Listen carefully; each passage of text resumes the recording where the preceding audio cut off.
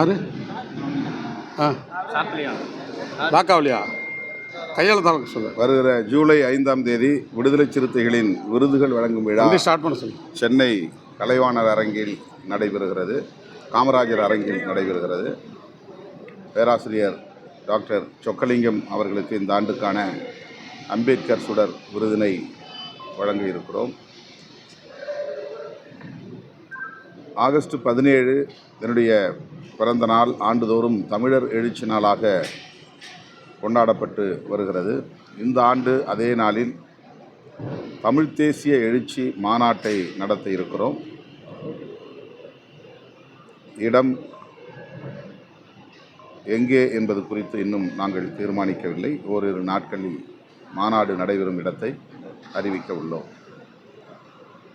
தூய்மை பணியாளர்கள் தனியார்மயப்படுத்துவதை கைவிட வேண்டும் என்று விடுதலை சிறுத்தைகள் கட்சியின் சார்பில் வேண்டுகோள் விடுத்தோம். முதலமைச்சர் அவர்கள் அதனை ஏற்று அந்த முயற்சியை கைவிடுவதாக அறிவித்திருப்பது மகிழ்ச்சி அளிக்கிறது.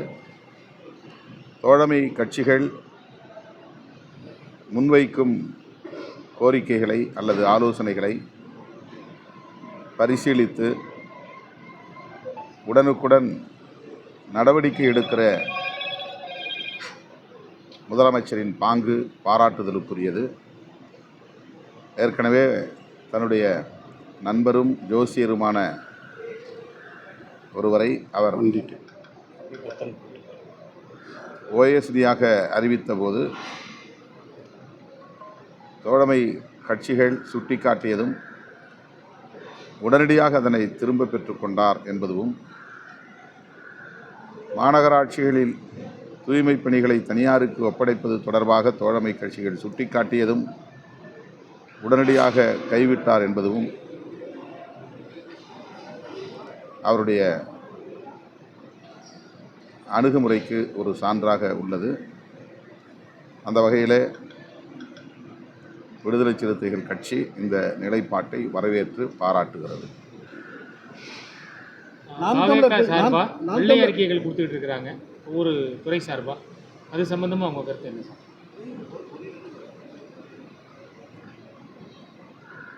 வெள்ளை அறிக்கை என்பது கடந்த கால ஆட்சி நிர்வாகத்தில் எவ்வாறு நிதி நிலைமை இருந்தது என்பதை பொதுமக்களுக்கு அறிவிக்கிற ஒரு நடைமுறை. அதனை இந்த அரசு வெளிப்படையாக அறிவிப்பது ஜனநாயகத்தில் ஒரு வெளிப்படைத்தன்மை வேண்டும் என்பதை உணர்ந்து இந்த அரசு செயல்படுவதாக நான் நம்புகிறேன், வரவேற்கிறேன். நாம் தமிழர் கட்சி தமிழ் தேசியம் பேசி ஒரு உச்சக்கட்ட வாக்கை வாங்கிட்டு இப்போ கொஞ்சமாக சரிஞ்சு இப்போ கீழே நிற்கிறாங்க. இப்போ நீங்கள் தமிழ் தேசியத்திற்கான அந்த குரலை முன்னெடுப்பதனுடைய நோக்கம் என்ன? நாங்கள் 35 வருஷமாக பேசிட்டு வரோம். தமிழ் தேசியம் எங்கள் இயக்கத்தினுடைய 5 முதன்மை முழக்கங்களுள் ஒன்று தமிழ் தேசியம். சாதி ஒழிப்பு, தமிழ் தேசியம், பாட்டாளி வர்க்க விடுதலை, மகளிர் விடுதலை, ஏகாதிபத்திய எதிர்ப்பு என்பது விடுதலை சிறுத்தைகள் கட்சியின் ஐவகை முழக்கங்களாகும். எத்தனையோ பல தமிழ் தேசிய கருத்தரங்குகளை, மாநாடுகளை கடந்த காலங்களில் நடத்தியிருக்கிறோம். தமிழர் இறையாண்மை மாநாடு என்ற ஒரு மாநாட்டை மறைமலை நகரில் லட்சக்கணக்கானோரை திரட்டி நடத்தியிருக்கிறோம். ஆகவே அதன் அடுத்த பாய்ச்சலாகத்தான் தமிழ் தேசிய எழுச்சி மாநாட்டை இப்போது நாங்கள் முன்னெடுக்கிறோம். ஜனநாயகன் தயாரிப்பாளர் டெல்லி மேலிட பிரதிநிதியாக அதற்கு அமைச்சர் நிர்மல்குமார் விளக்கம் தந்திருக்கிறார். அவர் முதல்வருக்கு நம்பிக்கைக்குரியவர், அதனால் அந்த பொறுப்பு வழங்கப்பட்டிருக்கிறது. அந்த பொறுப்பு ஆட்சி நிர்வாகத்தில் முக்கியமான முடிவுகளை எடுக்கிற ஒரு பொறுப்பு அல்ல. ஆகவே அந்த பொறுப்பை முதலமைச்சர் தன்னுடைய நம்பிக்கைக்குரிய தோழருக்கு வழங்கியிருக்கிறார் என்று விளக்கம் சொல்லியிருக்கிறார். ஏற்கனவே உங்களுக்கு ஏற்புடையதா? ஏன்னா அது உட்கட்சி அது உட்கட்சி அவங்க கட்சி விவகாரம். அதில் வந்து இது அரசு பதவி தான் என்றாலும் கூட அந்த அதிகாரம் முதலமைச்சருக்கு இருக்கிறது. இதனால் எந்த பாதிப்பும் நேரப்போவதில்லை என்ற கருத்தை அவர் வலியுறுத்தியிருக்கிறார், வெளிப்படுத்தியிருக்கிறார். ஏற்கனவே போதை ஒழிப்புக்காக வேண்டி மாநாடுகள்லாம் நடத்துனீங்க. அப்போது இருந்த திமுக அரசு எந்த விதமான நடவடிக்கையும் மேற்கொள்ளலை. நீங்கள் உங்களோட எதிர்ப்பு காரணமாக. ஆனால் இப்போ வந்திருக்கிற தாவேக அரசு வந்தவுடனே டாஸ்மாக்லாம் மூடி இருக்கிறாங்க. இனி வரும் காலங்களில் அதுக்கு அந்த மாதிரி மாநாடுகள் நடத்துவதற்கான வாய்ப்புகள் இருக்கா? அந்த மாநாட்டை நடத்தும் போது விடுதலை சிறுத்தைகள் கட்சியில் துணை பொதுச் செயலாளராக இருந்தவர் தம்பி ஆதவ் அர்ஜுன். அவர் இப்போது ஒரு முக்கியமான அமைச்சர் பொறுப்பிலே இருக்கிறார். மது மற்றும் போதைப்பொருள் ஒழிப்பில் அவருக்கு ஒரு தெளிவான பார்வை உண்டு. இந்த அரசும் உடனடியாக பொதுமக்கள் கூடும் இடங்களில் உள்ள டாஸ்மாக் கடைகளை மூடுவோம் என்று அறிவித்து ஒவ்வொன்றாக மூடி வருகிறது. படிப்படியாக டாஸ்மாக் கடைகளை மூட வேண்டும், முற்றாக மது விலக்கை, மது போதைப் பொருளை ஒழிக்க வேண்டும், மது விலக்கை நடைமுறைப்படுத்த வேண்டும் என்று அந்த மாநாட்டில் நாங்கள் தீர்மானம் நிறைவேற்றினோம். இந்த அரசின் கவனத்திற்கும் அதை கொண்டு செல்வோம். இது இந்தியா முழுவதும் உள்ள ஒரு பிரச்சனை.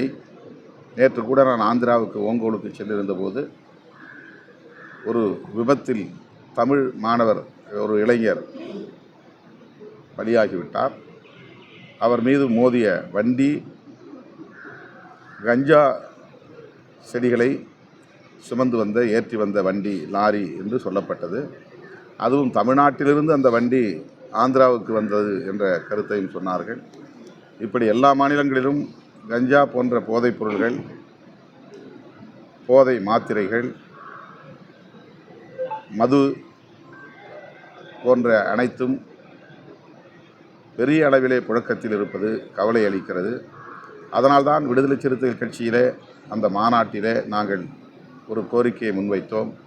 மதுவிலக்கு என்பது மாநில அரசின் அதிகாரத்தில் இருந்தாலும் கூட தேசிய அளவில் மதுவிலக்கு கொள்கை வரையறுக்கப்பட வேண்டும்.